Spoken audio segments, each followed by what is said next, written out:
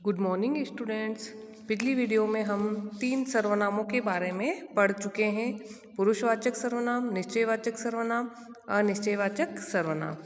आज हम प्रश्नवाचक सर्वनाम और बचे हुए सर्वनामों के बारे में पढ़ेंगे।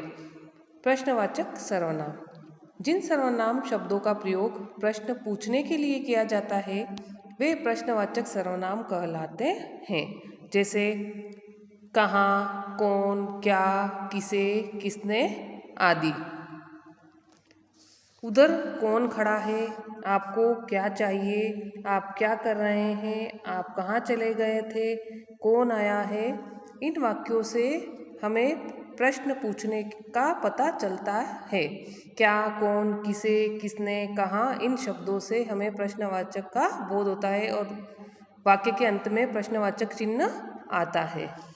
संबंधवाचक सर्वनाम, जो सर्वनाम वाक्य में संबंध बताने का कार्य करते हैं वे संबंधवाचक सर्वनाम कहलाते हैं।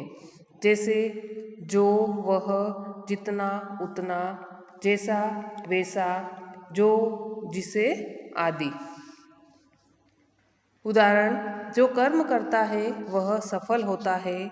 जहाँ फूल है वहाँ कांटा भी है। जो मेहनत करता है वह सफल होता है।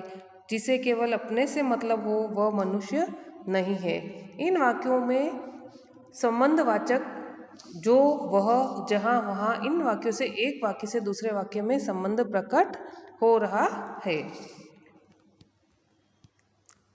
छठा है निजवाचक सर्वनाम, जिस सर्वनाम शब्द का प्रयोग कर्ता मतलब काम करने वाला अपने लिए काम करता है, जो काम वो स्वयं करता है उसे निजवाचक सर्वनाम कहते हैं।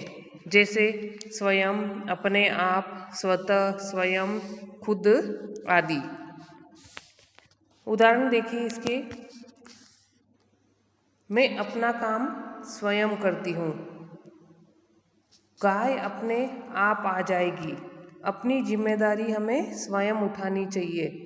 मैं खुद पका लूँगी, मैं खुद खा लूँगी, मैं स्वयं लिखूँगी। इसमें स्वयं, अपने आप, स्वतः, खुद, ये अपने लिए स्वयं स्वतः कर्ता के लिए वाक्यों में प्रयोग किए गए हैं। ये निजवाचक, निज मतलब अपने आप का, जो काम स्वयं करते हैं, खुद करते हैं, वो वाक्य निजवाचक सर्वनाम के अंतर्गत आते हैं।